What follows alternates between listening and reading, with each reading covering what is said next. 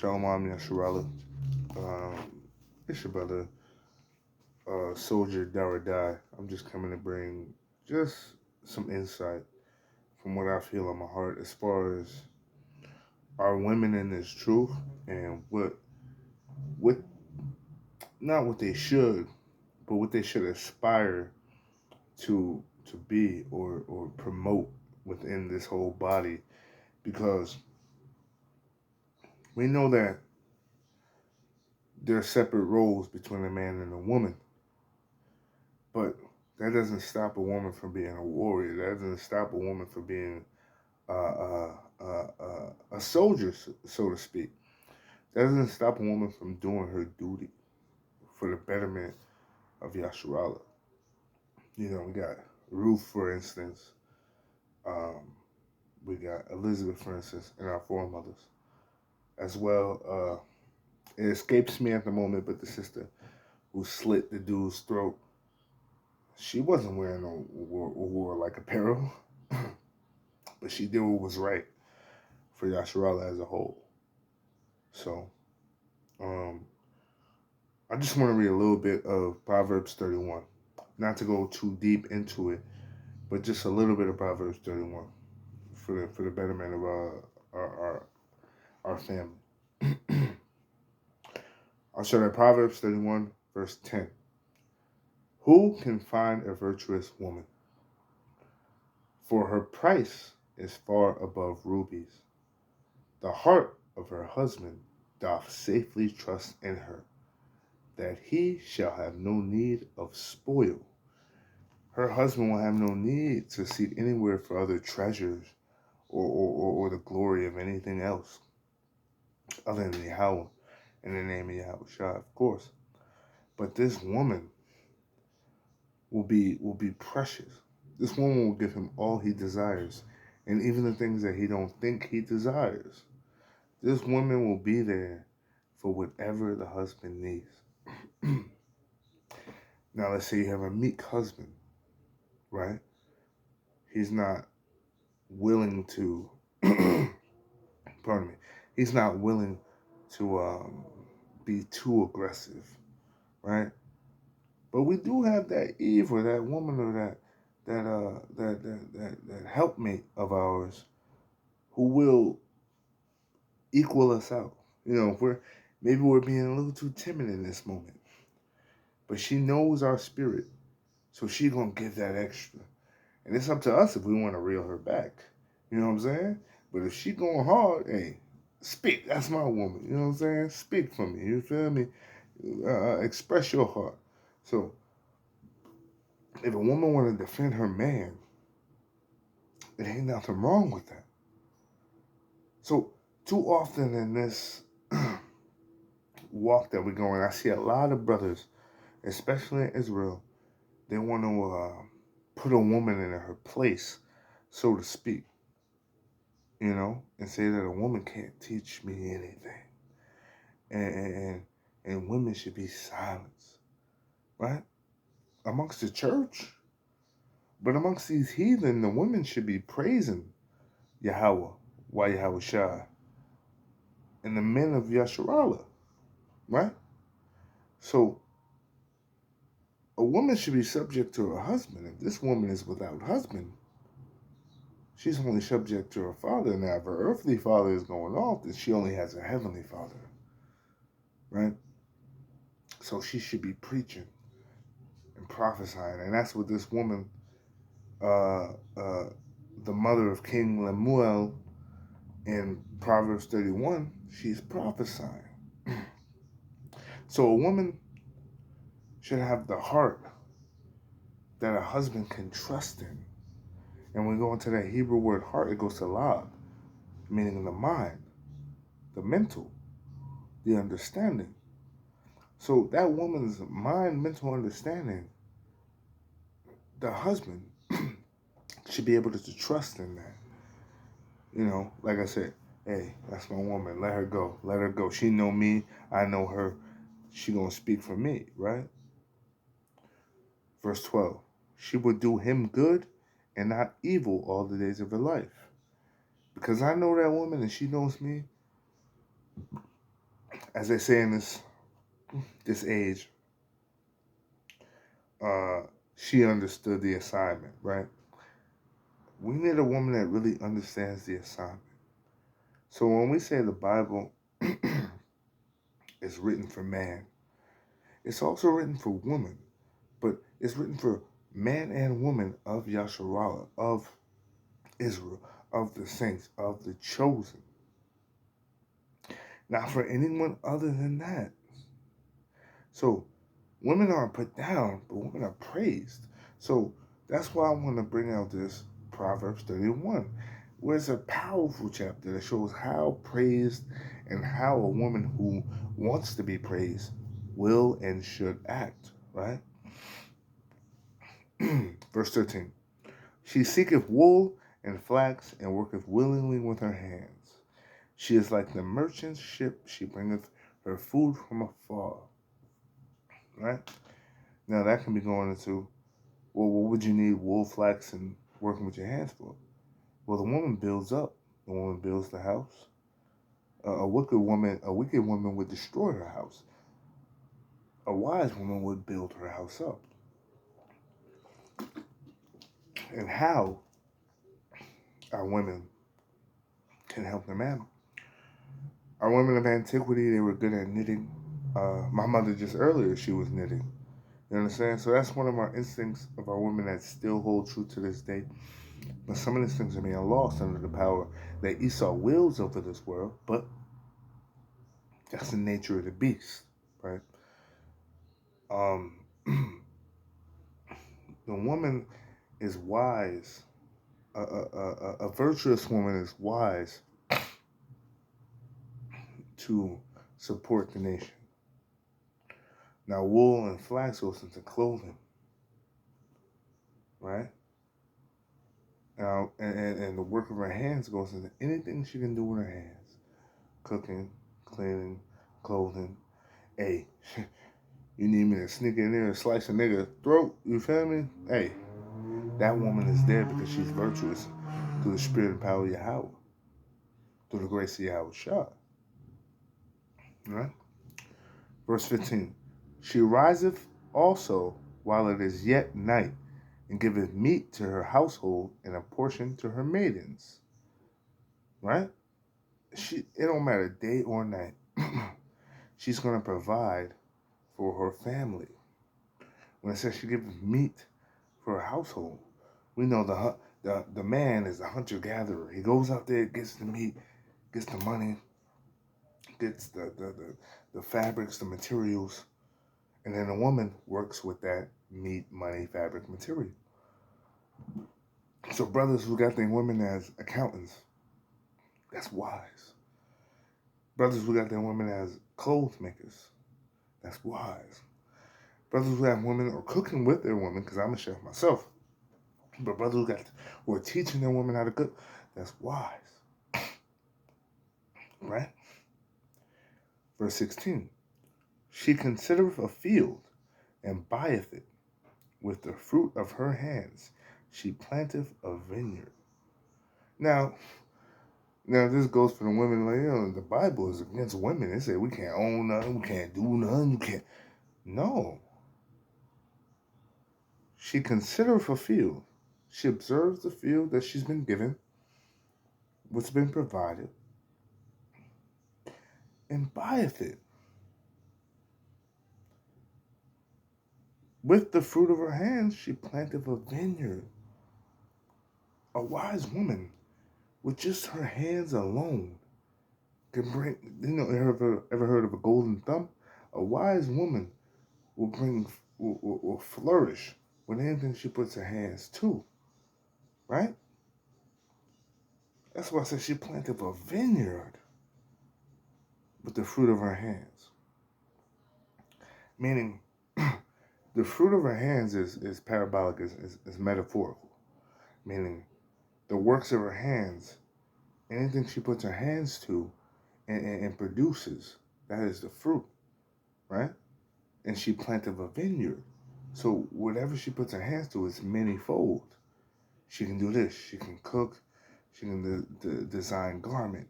She can work your record book. She could work accountants. She could she could speak poetry to you. She could do any of these various things that uplift the husband, and uplift Yasharala, and glorify Yahweh Shai in her spirit. So, verse 17. She girded her loins.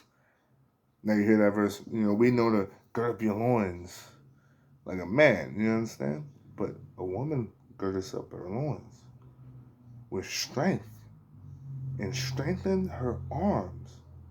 When the hands are an extension of your arm, and your arm gives power to the hand. So she girded up her loins with strength and strengthens her arms, so that she is able to provide for her family and her congregation and her nation in Yahweh Shah. Because we know the head of a woman is a man. The head of a man is Yahweh Shah. The head of Yahweh Shah is Yahweh. And that's particularly why our women should not be with any other heathen nations, right? Because the head of these heathen nations, they have no head. They are the chickens running around with their heads cut off. Because the Israelite man has Yahweh Shai as his head and Yahweh. So if she truly wants a structured head, a structured foundation, she would get with an Israelite man, first and foremost. That's not to say if a woman is without a man, she doesn't have Yahweh Shai or Yahweh. No, that's not saying that. Because Yahweh Shai and Yahweh, Salakia, Yahweh Shai and Yahweh look over all of Israel. So even a woman without a husband is still a virtuous woman as long as she's following these laws, statutes, and commandments.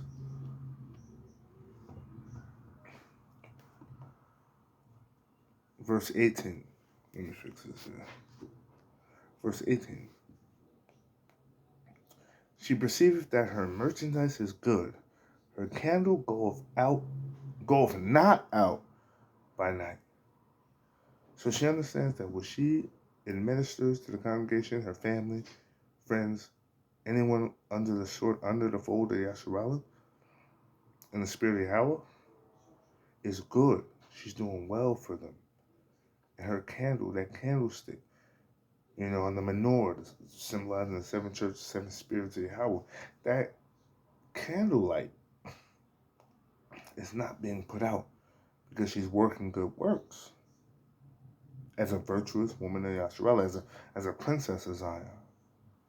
Verse 19. She layeth her hands to the spindle, and her hands hold the distaff. She stretcheth out her hands to the poor. Yeah, she reacheth forth her hands to the needy. Now we know alms cover a multitude of sins. So this virtuous woman gives charity, gives alms, understands the plight of a poor person.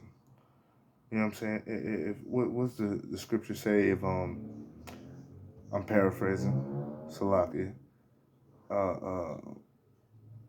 vastly paraphrasing. If a poor man steals, don't worry about it, because it's something deeper to that stealing that he needs to do. You understand? He's stealing because he's poor, not because he's wicked. He needs the food to eat. You understand? So, going on. She is not afraid of the snow for her household, for all her household are clothed with scarlet. She maketh herself coverings of tapestry. Her clothing is silk and purple. Now, purple is a royal color. Silk is a fine linen, a fine material. So she makes herself, it's a purity kind of thing. She covers her family, she covers her household, and covers herself so that she may remain pure. Right? Verse 25. Strength and honor are her clothing. Right? As I said, she finds honor in supporting her family. And through her strength, she is able to support her family. The children, the boys to girls and her husband, even on to her aunties, uncles, grandmas, and extended family, right? She's able to do that. She openeth her mouth with wisdom, and her tongue is the law of kindness. It says her tongue is the law of kindness. This woman has no guile in her heart, a virtuous woman of Yasharallah, a virtuous woman, princess of Zion. There's no guile found in her mouth, because she openeth her mouth with wisdom. Whenever she speaketh, thus saith the Lord, through the Spirit of Yahushua, or the Spirit given by Yahweh unto the prophets that she reads in this here book here, right? She looketh well to the ways of her household, and eateth not the bread of idleness. As we all should be, we all shouldn't be stagnant. We all shouldn't just be sitting here, you know, twiddling our thumbs about. We all should be into this book and into the spirit of Yahweh and into the celebration of his holy convocations, right? So this woman is not idle in her ways.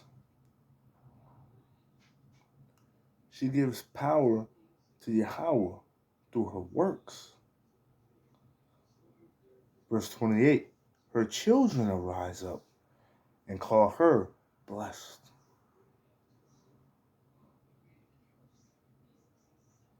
And her husband also, he praises her. Similar to when our foremother who gave birth to the tribe of Asher. Happy shall, the people shall call me blessed, she said. The people shall call me Asher. So she named her child Asher. So her children arise up and call her blessed.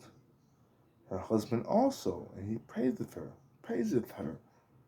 because she's doing everything in her power through the Spirit of Yahweh to raise up her household, her family, those around her, her husband, and the works of her hands are strengthened by the Spirit of Yahweh.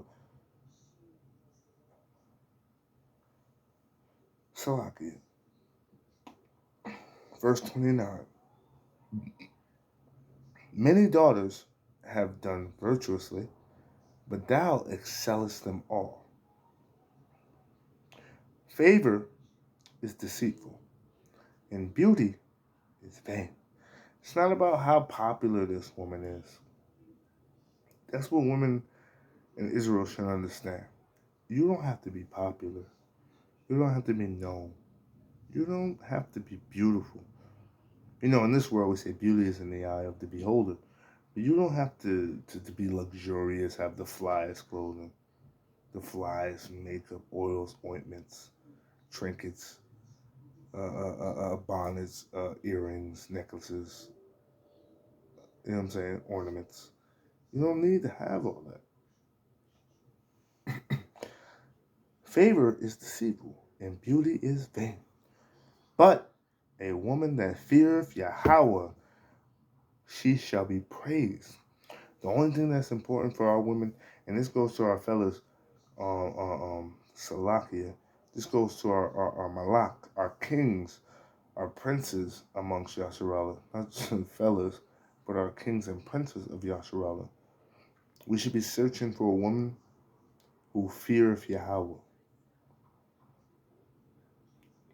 Our women should fear Yahweh. First and foremost, the women of Zion should fear Yahweh.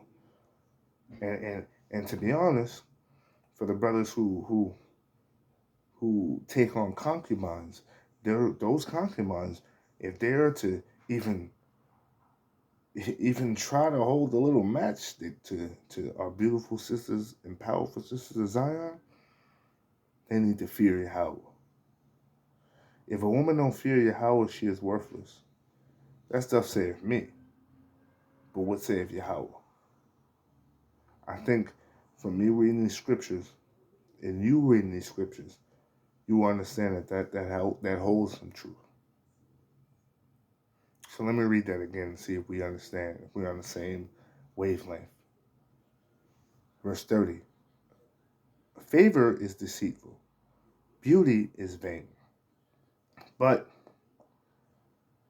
a woman that feareth Yahweh, she shall be praised. That's kind of plain, if you ask me. 31. Give her of the fruits of her hands, and let her own works praise her in the gates. So a woman's own works is what gives her the praise. Because this virtuous woman is doing right by her household, her family, and her husband, Yahushua and Yahweh. That's the order. From Proverbs 31, we see the proper order of a woman. The works of her hands, to her family and household, to her husband, to Yahushua wa Yahweh. A virtuous woman is one who is strong in the mind and gives praise to Yahweh, who fears Yahweh.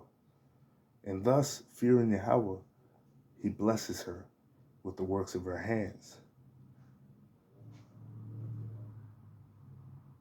and allows her to be fruitful in her works. And that kind of goes into how a father, in a worldly sense, deals with his daughters. You know, a father in the worldly sense is more tough on his sons and more gentle on his daughters. There's less rules, less stipulations for the daughter. So when people say the Bible is against women, maybe heathen women, but the women, the daughters of Zion, no. The Most High is very particular.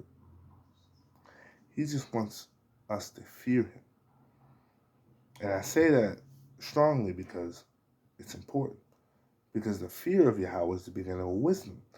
So essentially, the Most High just wants us to be wise. If we disobey our parents, we're ignorant, we're stupid. Because we don't know why our parents are telling us this. We don't know why they want us to learn this lesson.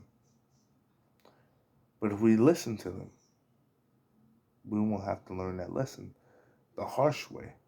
We can learn it the easy way. So a virtuous woman knows how to learn the lesson of Yahweh, the lesson that Yahweh is trying to teach us in an easier way. So that's my breakdown into Proverbs 31, slightly, just to give connection to the women out there who say the Bible is against women. There's plenty of other scriptures I can go to